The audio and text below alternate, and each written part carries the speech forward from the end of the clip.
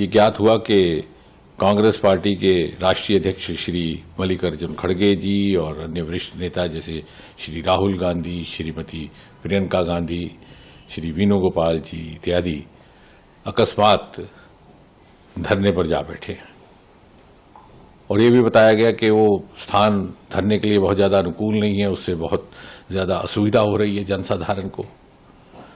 तो इन नेताओं की वरिष्ठता को देखते हुए सरकार की ओर से ये फैसला हुआ कि मैं स्वयं और मेरे संग केंद्रीय गृह सचिव मौके पर जाकर के इन वरिष्ठ नेताओं से मिले और हम ये सोच करके गए थे हम बड़ी विनम्रता से अपनी बात रखेंगे, तर्क रखेंगे कि सरकार से अगर चर्चा कर ली जाए बैठ करके तो ज़्यादा बेहतर है।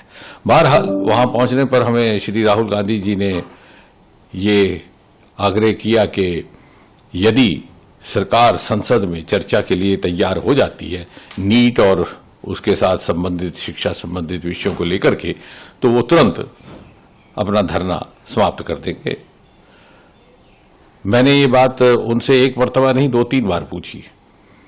उसके उपरांत मेरे हमरा केंद्रीय गृह सचिव थे, उन्होंने भी पूछा कि will you immediately and this धरना इफ यू गेट एश्योरेंस। बोले हाँ।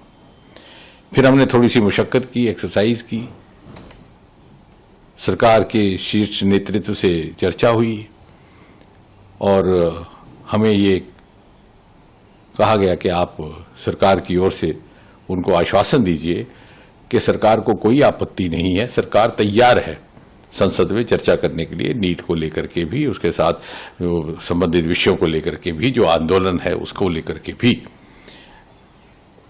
हमने जब ये बात वहीं पर राहुल गांधी जी के आगे दोबारा रखी तो बोले कि साहब मुझे तो शिक्षा मंत्री का इस्तीफा भी चाहिए।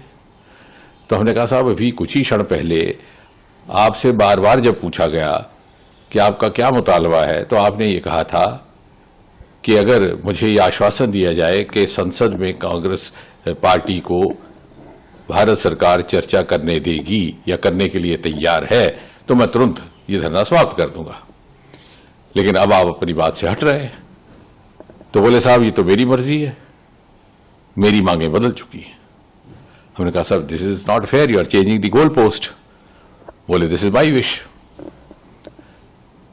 तो फिर हमने उनको विनम्रता से समझाने का प्रयास किया कि आप जैसे वरिष्ठ नेता को, जो नेता प्रतिपक्ष भी हैं, एलओपी भी हैं, ये शोभा नहीं देता कि कुछ ही क्षणों में आप अपनी बात से मुकर जाए।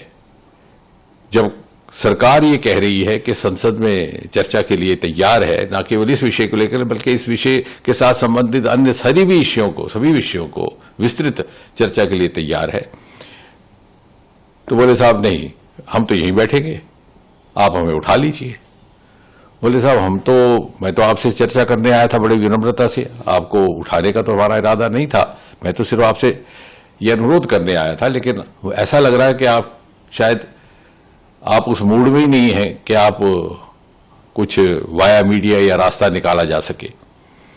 तो बोले आप जो मर्जी इसका निष्कर्ष निकालिए, मैं तो वही करूंगा जो मेरी मर्जी है। फिर गृह सचिव जी ने भी एक बात रखी कि साहब अगर आपको बैठना ही है धरने पर तो कम से कम इस जगह ना बैठिए, ये इससे बहुत असुविधा हो रही है जनसाधारण को। तो बोले ये भी मेरी मर्जी है। तो मुझे बड़े अफसोस के साथ कहना पड़ता है, ये बड़ा ही दुर्भाग्यपूर्ण है कि एलओपी का इस प्रकार का व्यवहार रहे कि वो अपने पक्ष को इतनी जल्दी बदलते हैं।